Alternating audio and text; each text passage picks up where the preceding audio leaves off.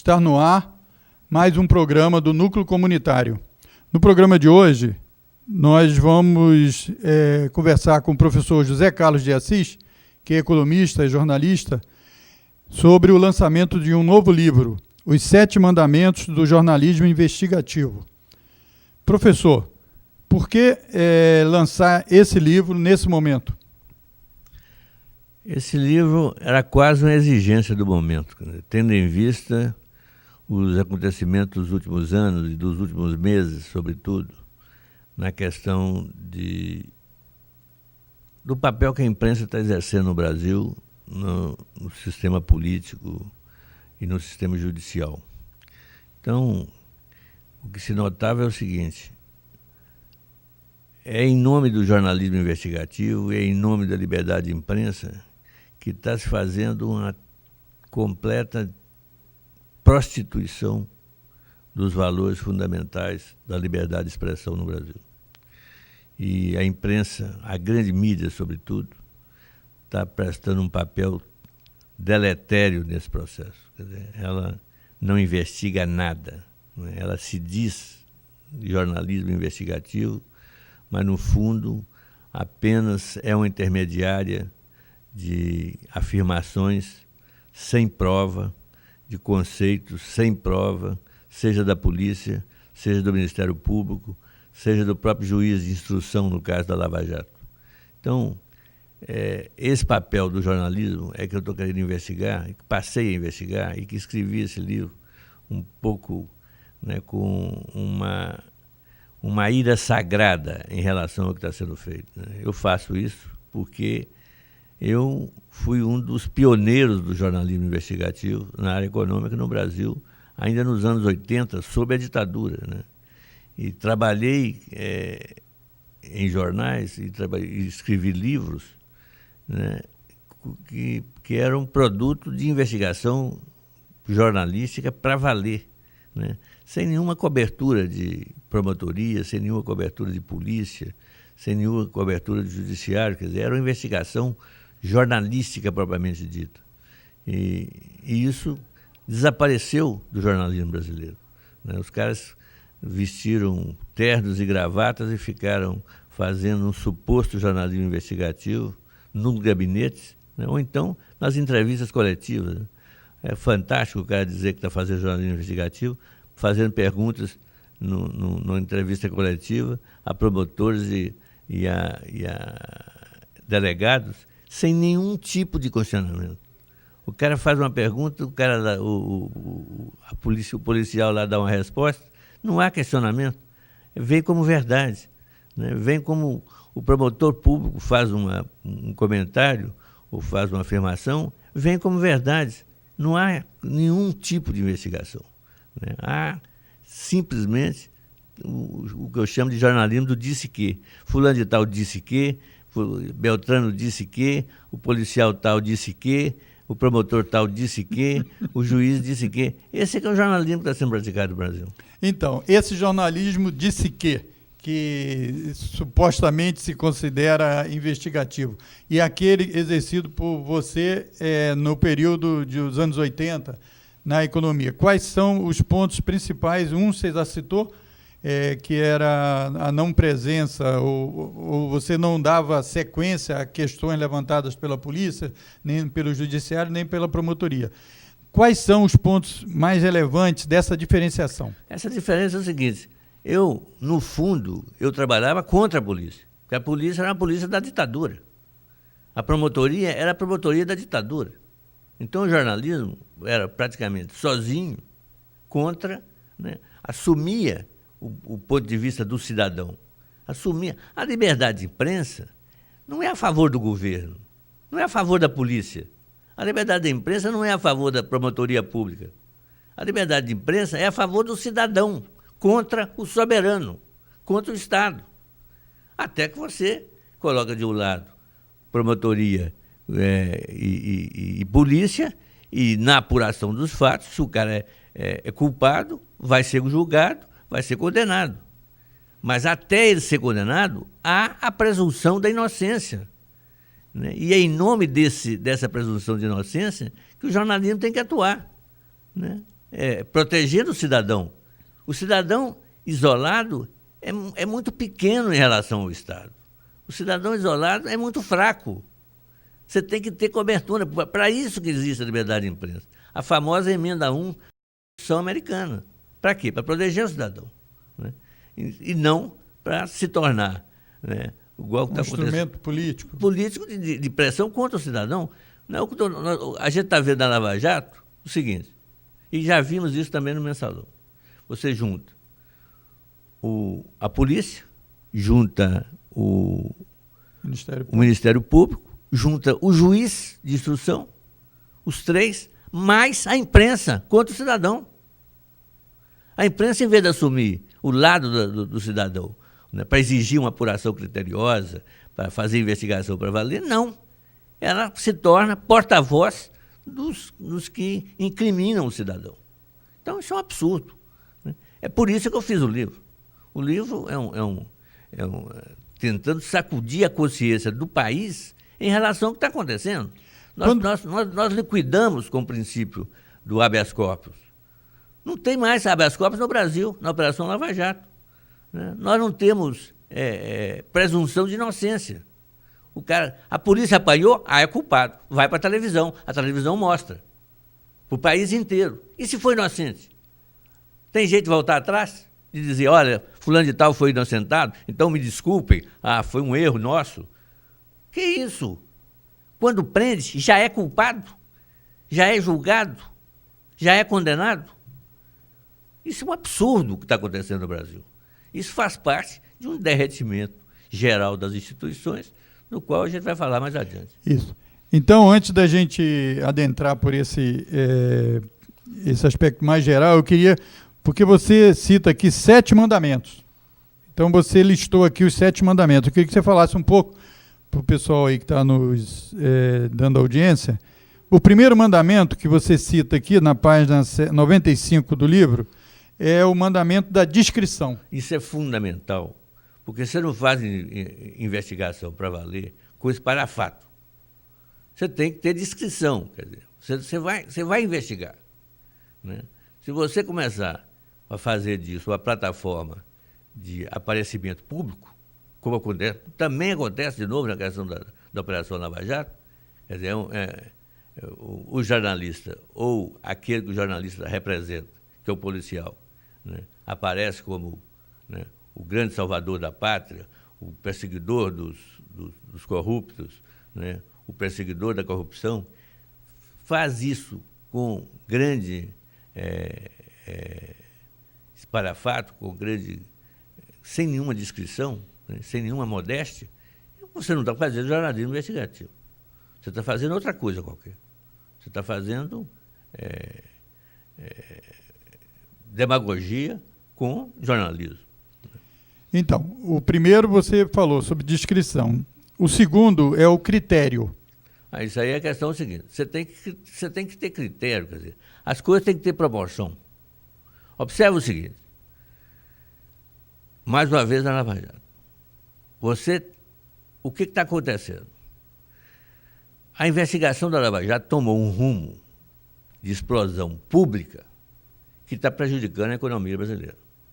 Né? Eu acho que nós vamos ter uma contração do PIB e um aumento brutal do desemprego em função da Operação Lava Jato. Então, você tinha que ter feito isso de uma forma sigilosa, você tinha que ter feito isso de uma forma discreta e com critério, para você não misturar combate à corrupção com destruição de empresas e de empregos. Não podia ser feito dessa forma.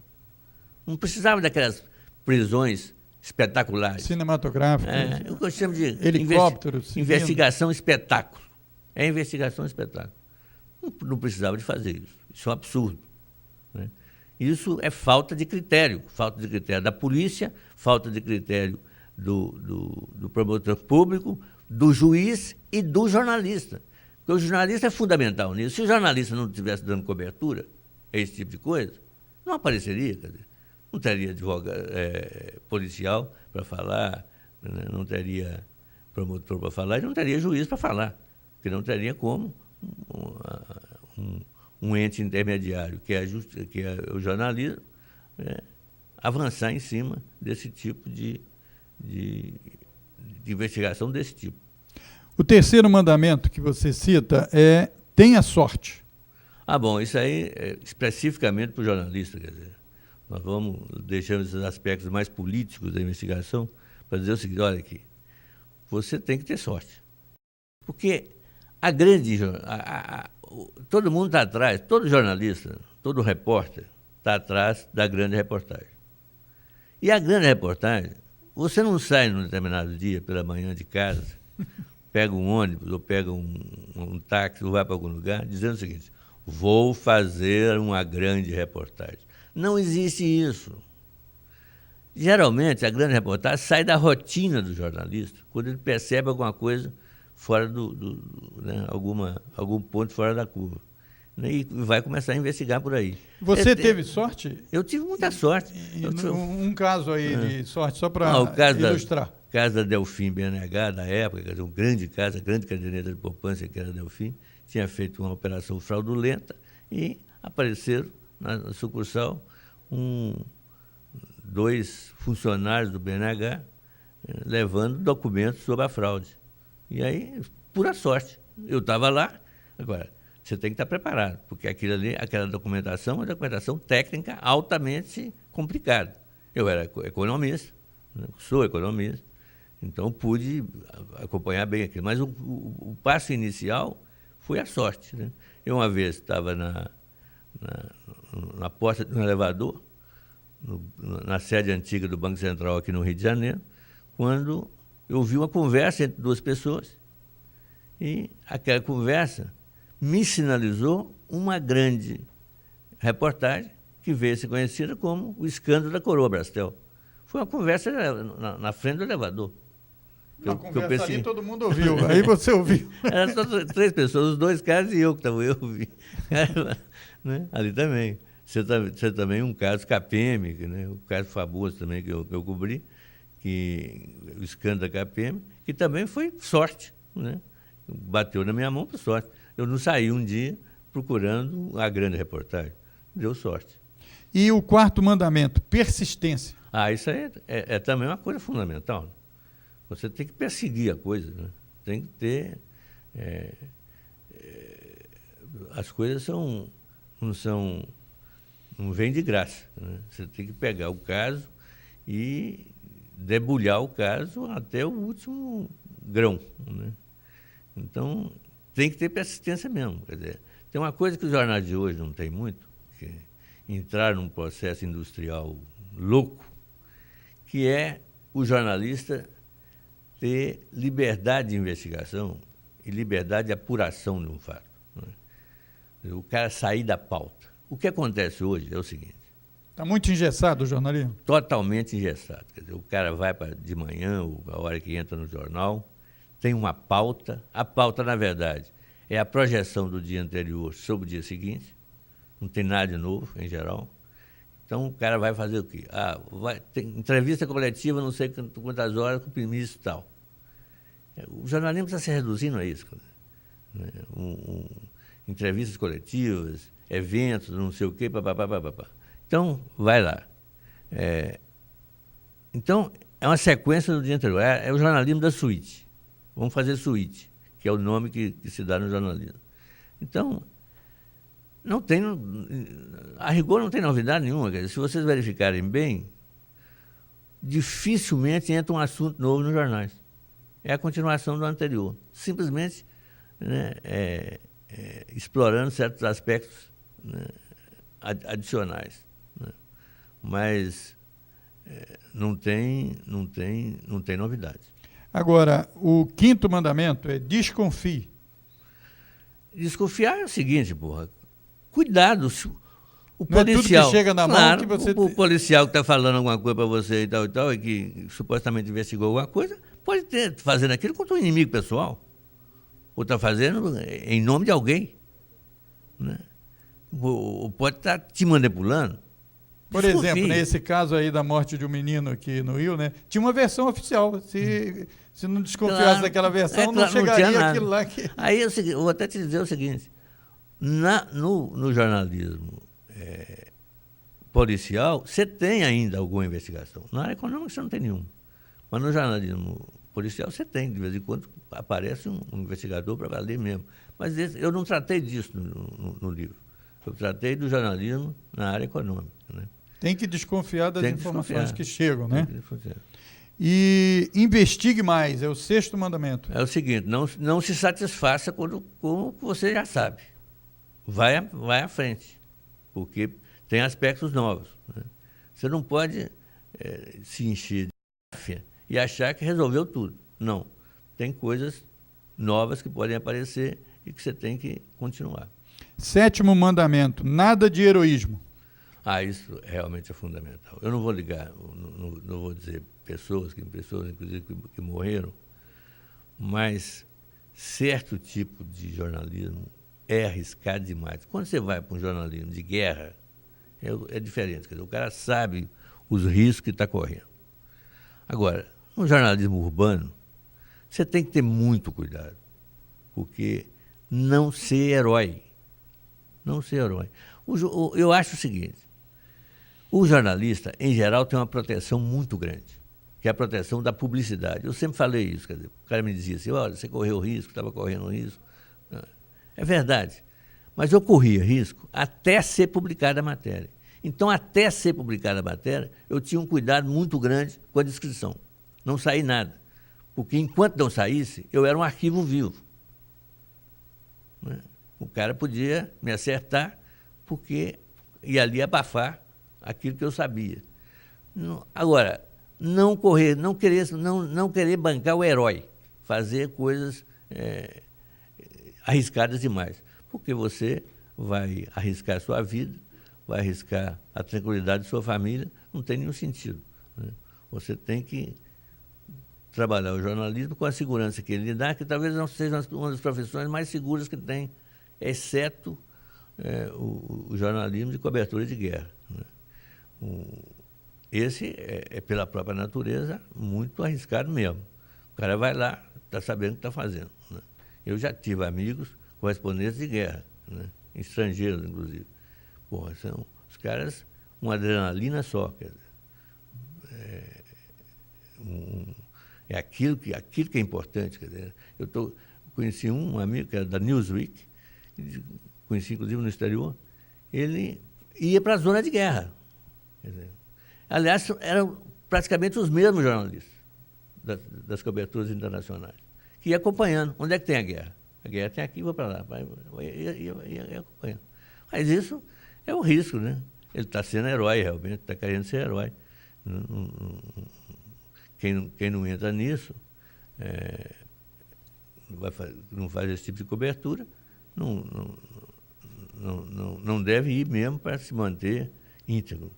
Mas esse jornalismo é necessário.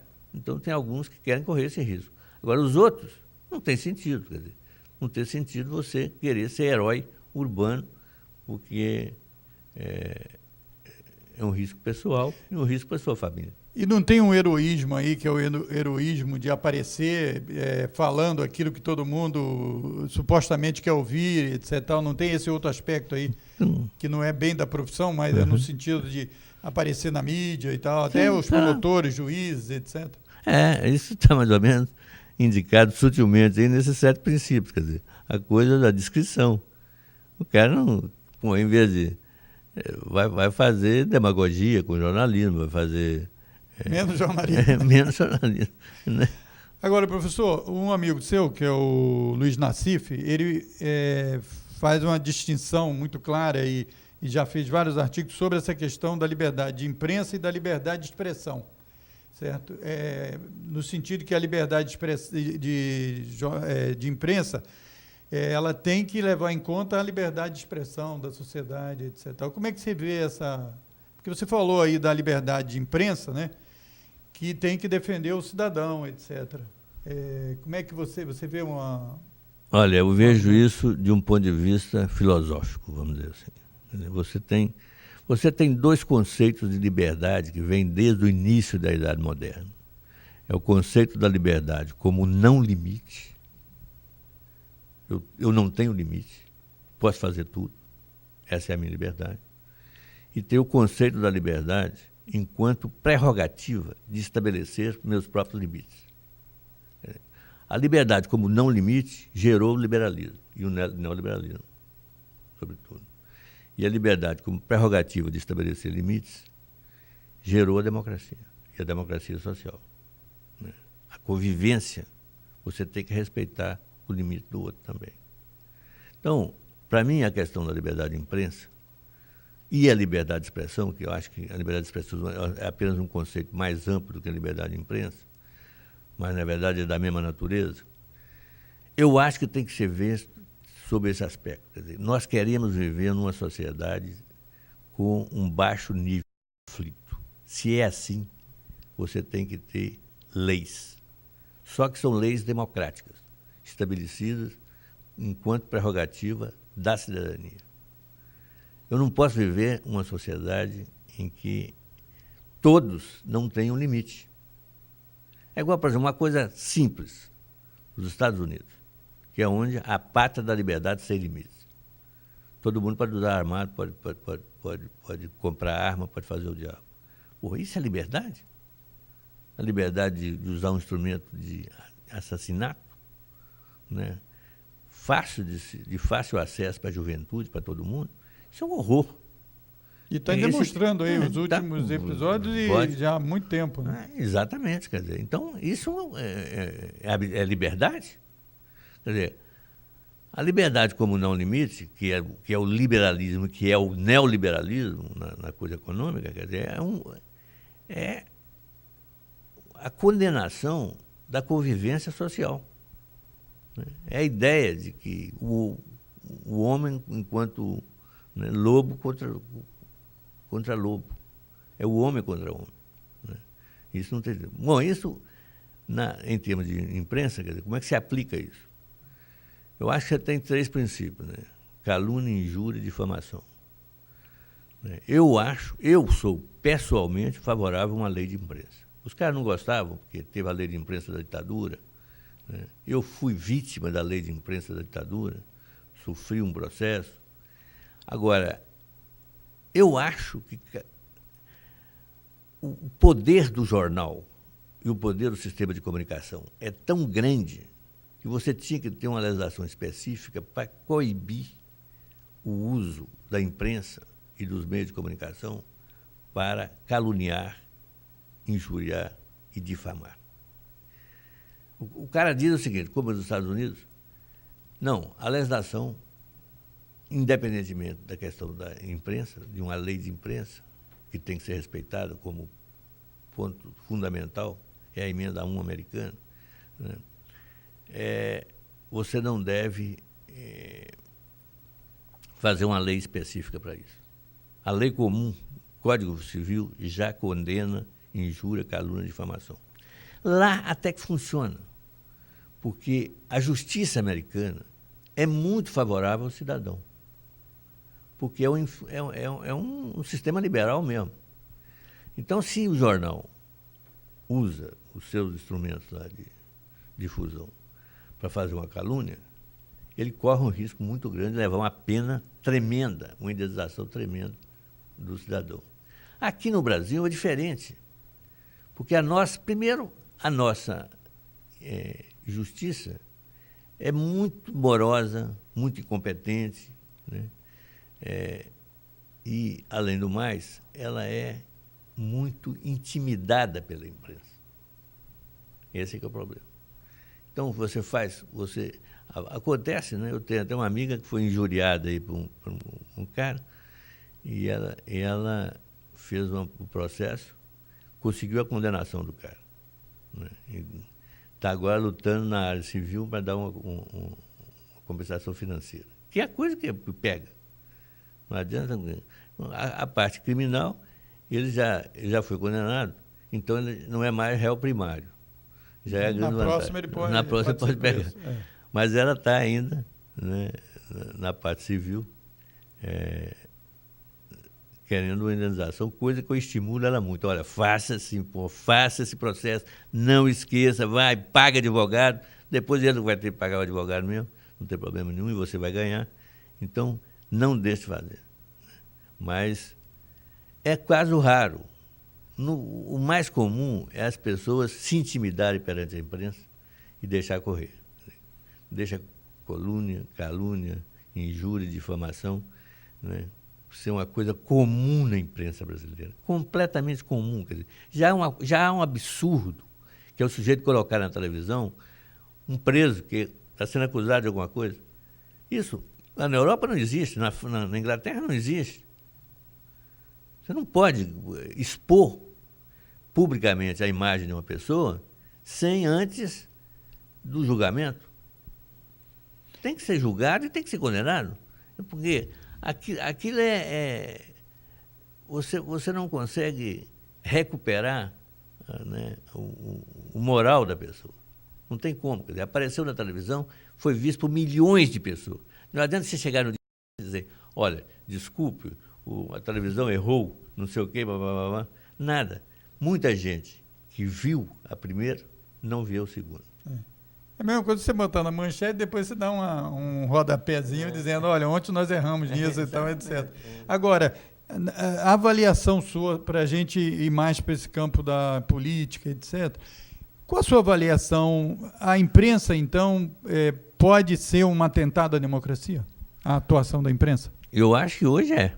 Eu acho que ela se aliou à polícia. E a polícia não está certa sempre. Então, eu acho e a polícia é um órgão de Estado, porque é isso que você estava aqui falando, do soberano e tal, né? Porque para ficar claro. Não, eu acho que a imprensa nossa entrou no oba-oba da coisa da corrupção, veio a vertente lacerdista, veio de novo, né, uma violência muito grande, e em nome do combate à corrupção, você está fazendo o diabo. Então, esmagando o moral das pessoas. Né? Então, isso para mim é um indício de a podridão na sociedade como um todo. Porque se a imprensa faz isso, não é porque ela faz de modo próprio. Ela encontra um ambiente social, quer dizer, ao mesmo tempo que ela cria esse ambiente social perverso, ela usa esse ambiente social perverso para se justificar. Então, é uma interação entre imprensa e sociedade num caminho extremamente complicado, que é esse caminho do esmagamento dos direitos de cidadania. E como é que você rebate a crítica ou o argumento, por exemplo, do juiz, do Moro e dos procuradores, no sentido de que a justiça é lenta, é difícil condenar os poderosos, não sei o quê, então eles usam esses mecanismos que é no sentido de, em tese, defender a sociedade? Eu acho que isso é um absurdo. Isso é um absurdo. Que a imprensa, a gente sabe que a justiça é lenta, mas você tem que, então... Quer dizer, vai atropelar tudo? Você entende? Nós sabemos que a imprensa é lenta e nós sabemos que a corrupção é grande. Então nós escolhemos condenar as pessoas por corrupção sem julgamento porque não tem a justiça lenta, porque a justiça é lenta. Por que não fazer o contrário? Por que não acelerar o processo de julgamento da justiça? A justiça nossa é muito cara. Esses desembargadores ganham o diabo, esses juízes ganham o diabo. Esses promotores são os maiores, a categoria mais remunerada do país. Ganham muito dinheiro, pago por a gente, pago pelas empresas que eles querem fechar. Isso é que está acontecendo. São categorias ultra privilegiadas. E resolvem atacar o mundo. Eu vi um procurador dizer o seguinte: nós vamos praticamente limpar a corrupção do Brasil. Nós vamos acabar com a corrupção do Brasil. Que isso? É uma brincadeira. Corrupção é um fenômeno mundial, tem tudo quanto é lugar. E tem muito a ver com o capitalismo mesmo. Claro, é da própria natureza. Né? Uma coisa que é até curioso, que é o seguinte: o cara chega assim, não, aquilo foi resultado de superfaturamento. O que é superfaturamento? Eu conversava há pouco tempo com o Jean de Freitas, um dos jornalistas mais... Esse sim, quer dizer, um senhor jornalista político brasileiro.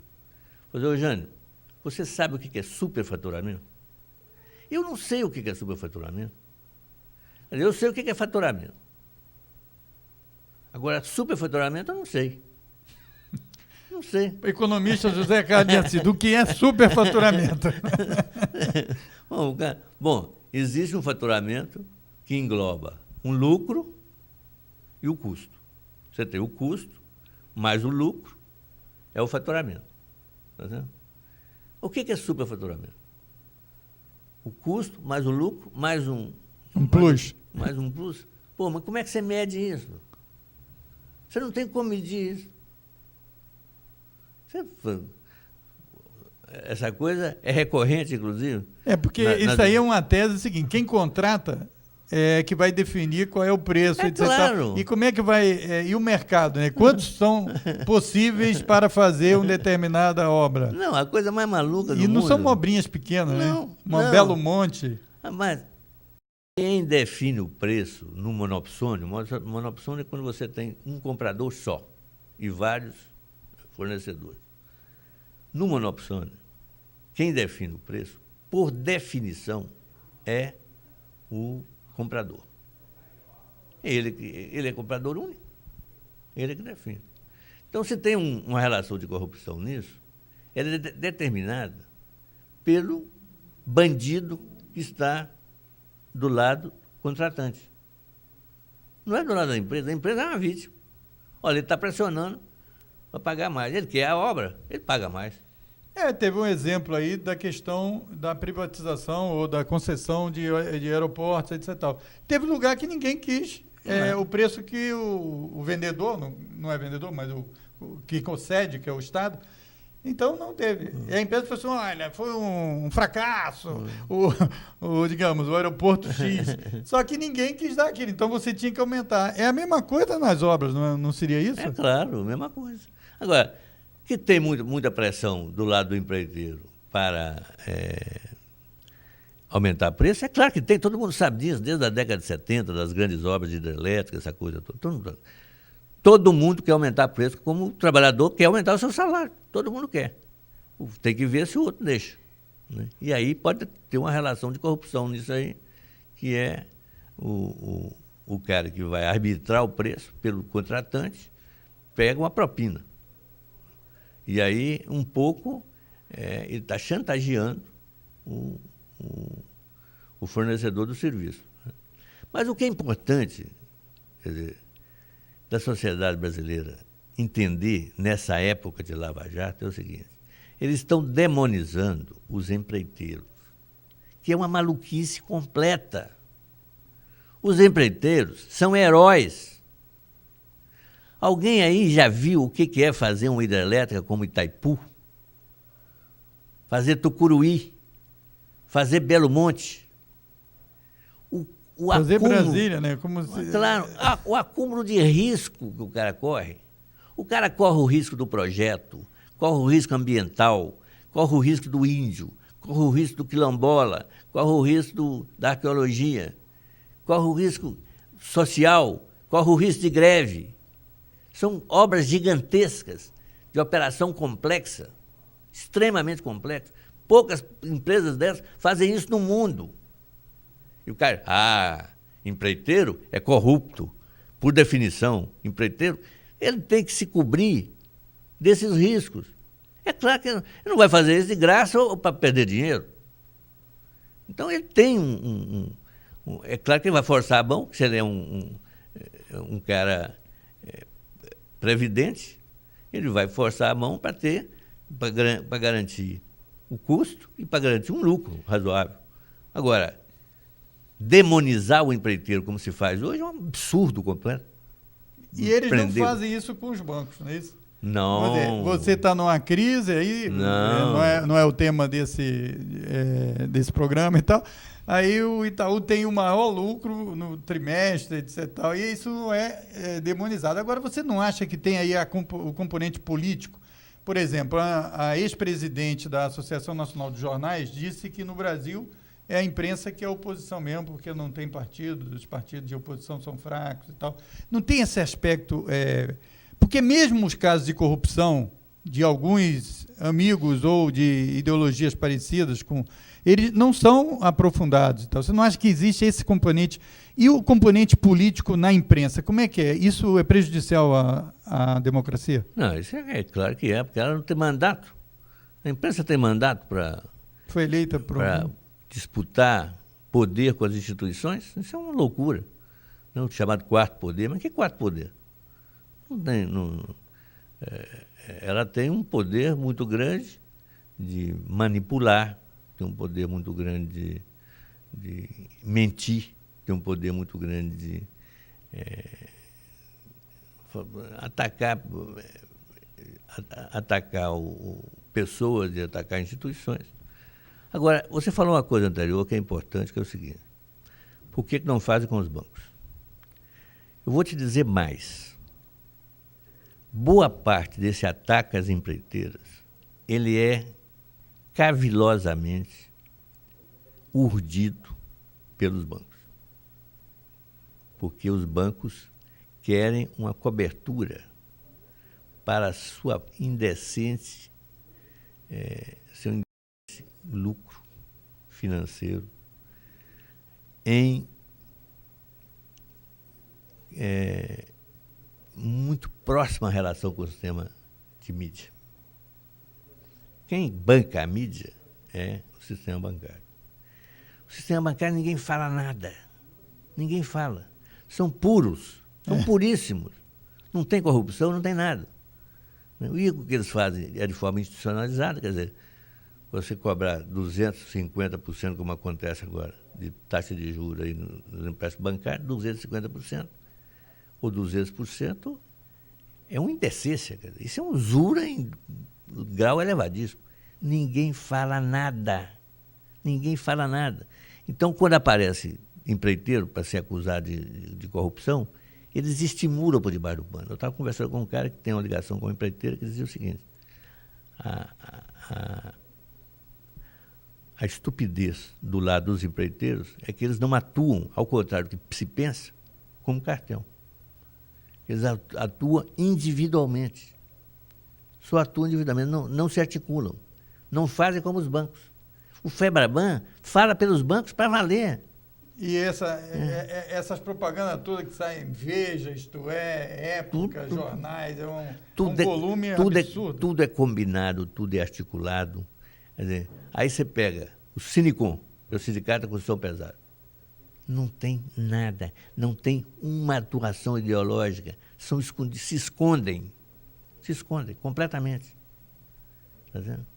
Enquanto os banqueiros operam sigilosamente uma articulação de defesa dos interesses deles e usando o ambiente contrário às empreiteiras como uma forma de se acobertarem. Isso é o que está acontecendo hoje no Brasil e acontece também em larga escala. Mas nos Estados Unidos não acontece muito não, que você tem, pelo menos de parte de alguns jornais, uma certa independência, uma certa imparcialidade. Mas aqui é um horror.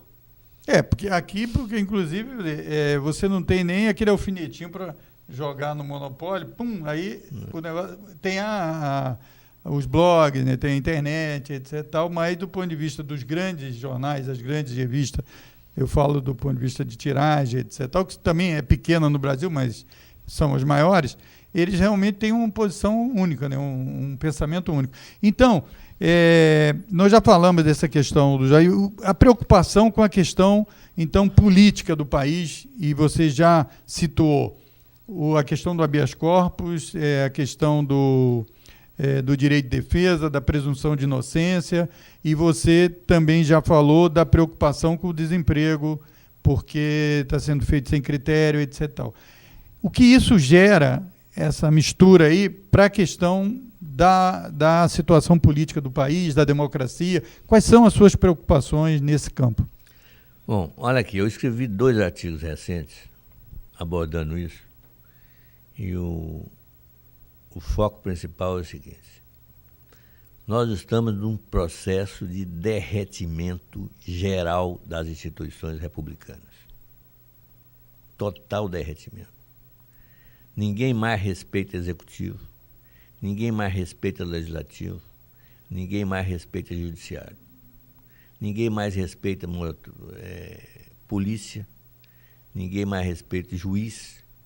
Então, é uma situação caótica na sociedade, porque na superestrutura da sociedade, que são essas instituições, você não tem nenhuma delas com capacidade real de reordenar o caos, tentar sair do caos.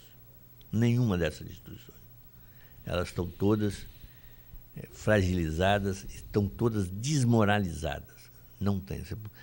O executivo pode tentar fazer alguma coisa no Congresso, não adianta, porque o acordo é logo rompido, não tem confiabilidade, né? O Congresso está todo fragmentado, tem um presidente da Câmara que é um corrupto, né?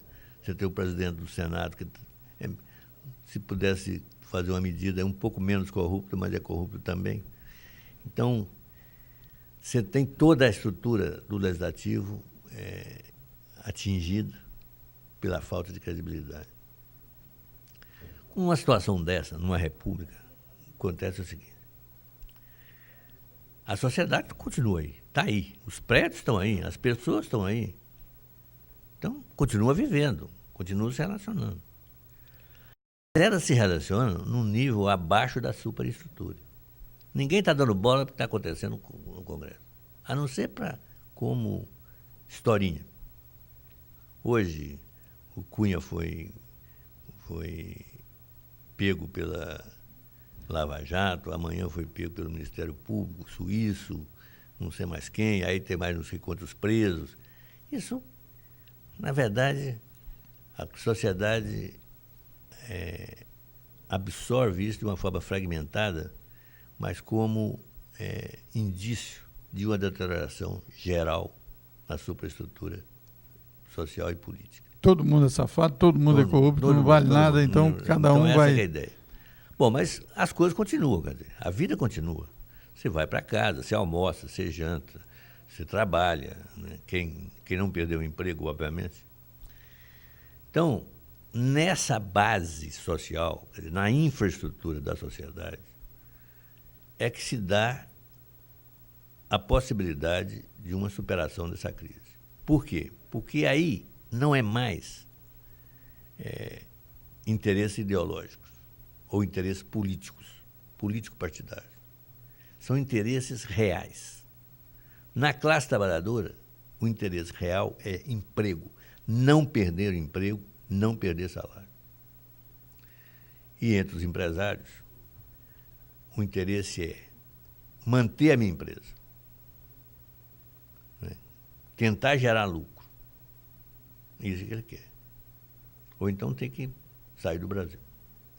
Então, nesse nível de classes sociais, de relações básicas nas classes sociais, você só tem duas soluções. Ou você vai para um acordo, um pacto, ou vai para uma guerra civil. Que não surge como guerra civil, surge como deterioração das relações sociais. Aumento dos assaltos, atentados. Aí uns que acham que são justiceiros, Exatamente, vão exatamente. Resolver no braço. Vai.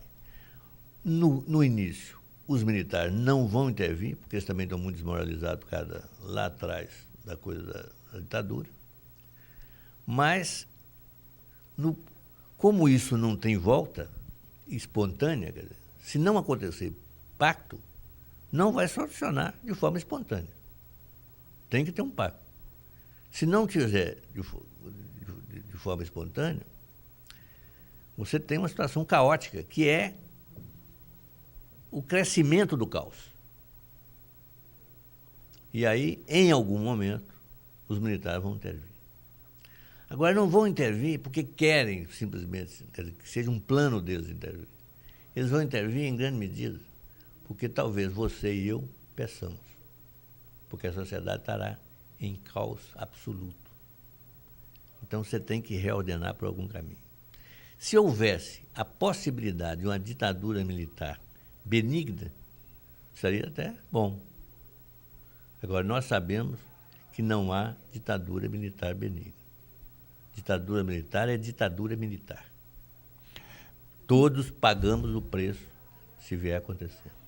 Mas você está, então, você falou, ou o caos ou o acordo.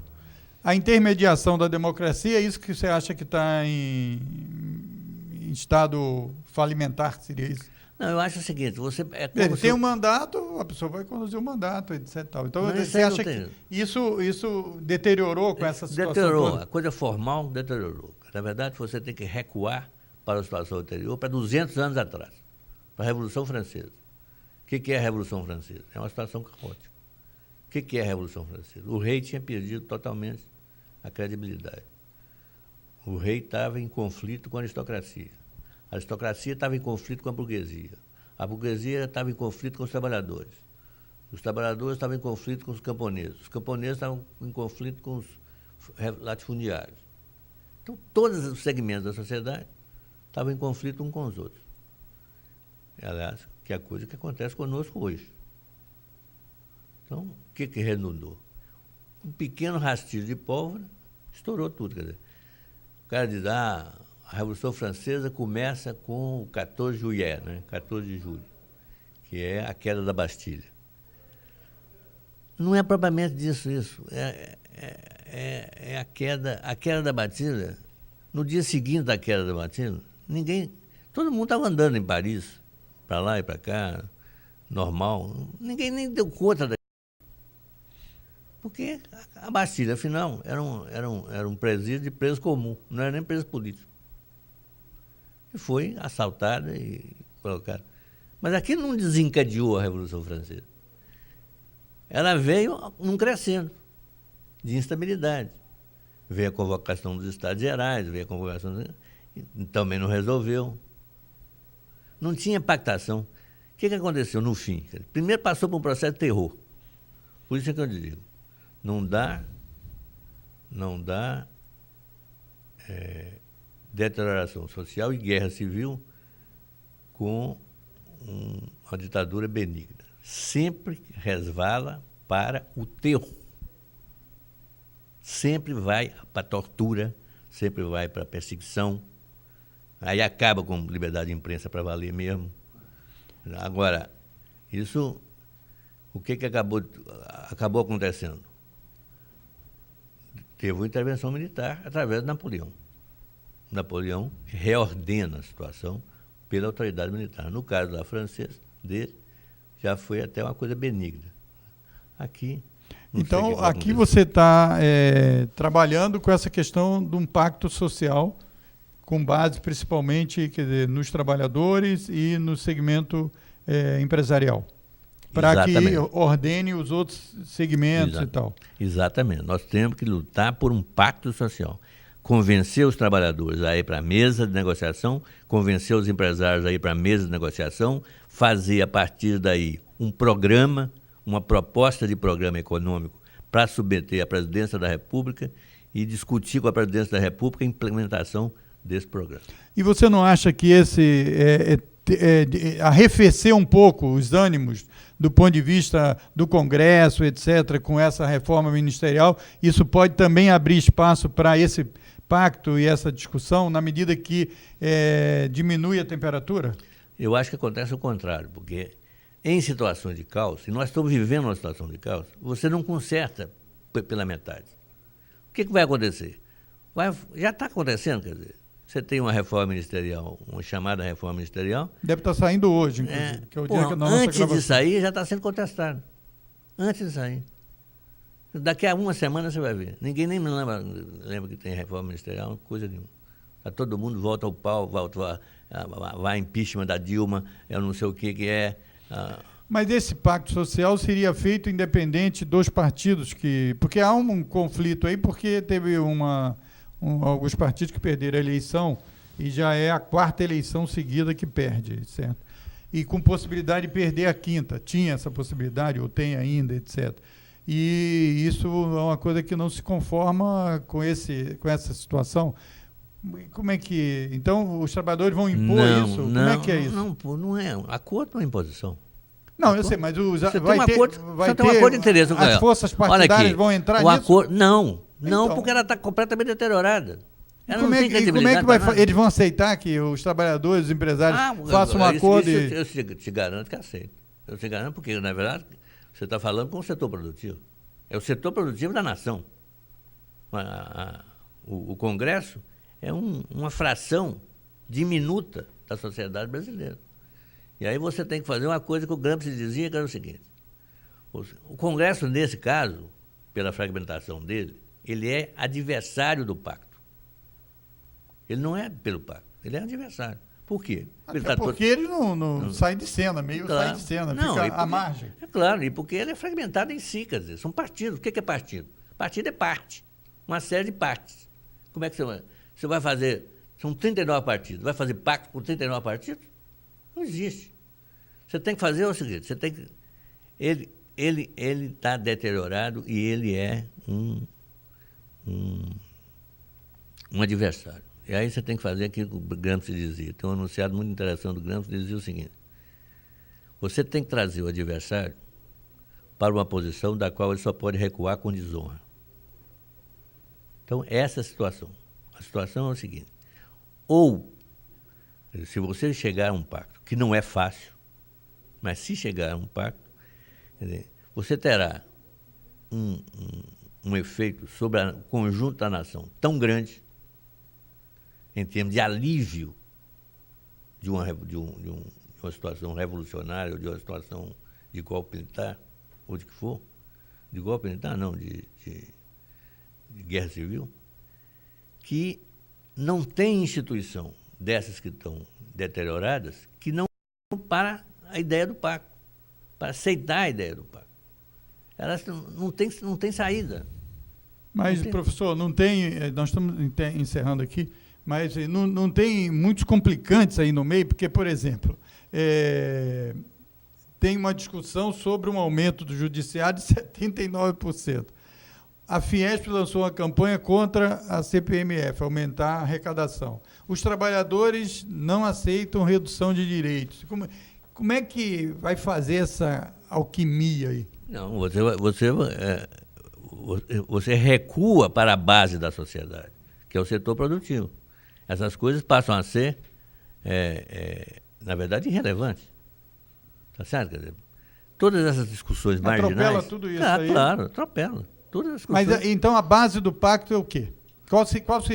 Quais seriam os pontos da base do pacto? A base do pacto, primeiro, um apoio ao projeto Requião, que é o projeto de reestruturação da Petrobras.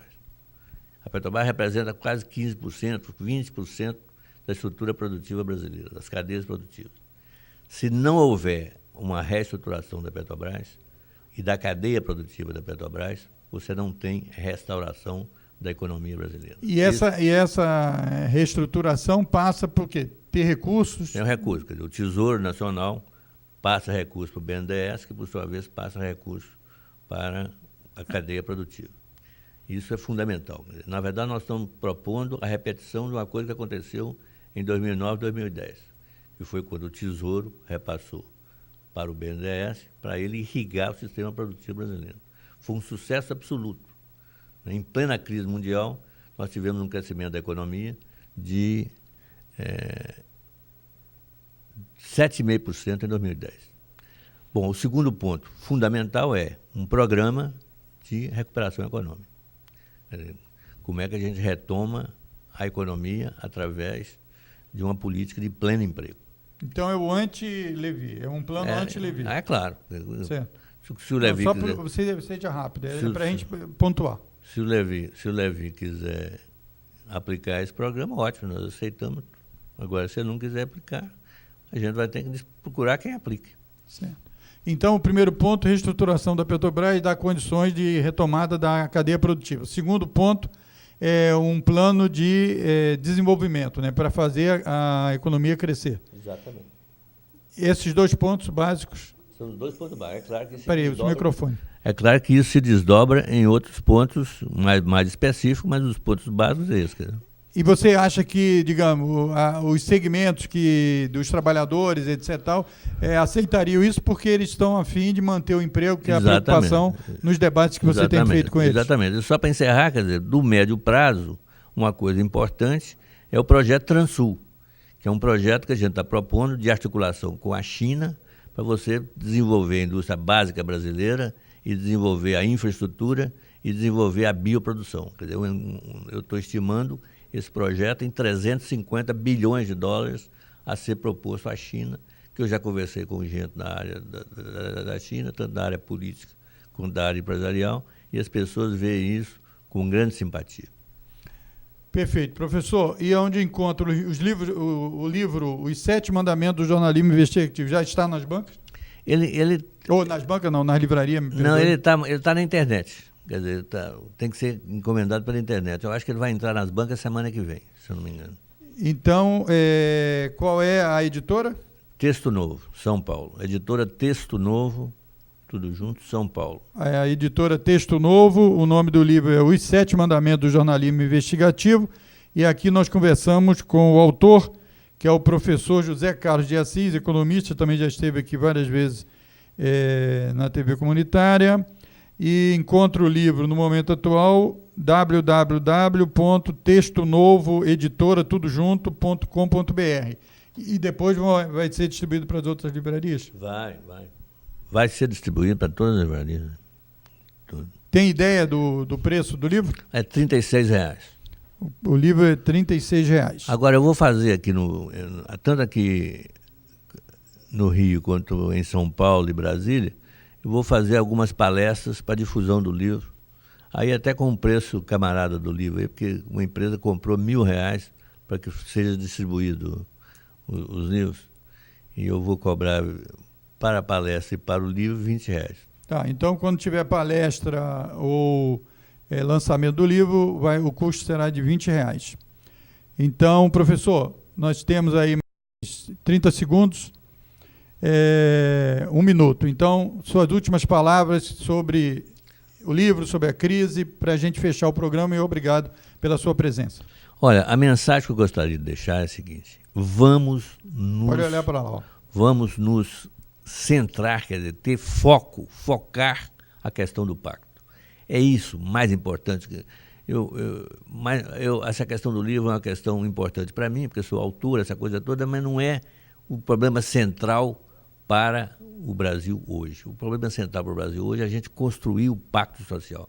Vocês pressionarem os trabalhadores a irem para a negociação, as centrais sindicais para irem para a negociação, e pressionarem, quem puder, os empresários para irem para a mesa de negociação.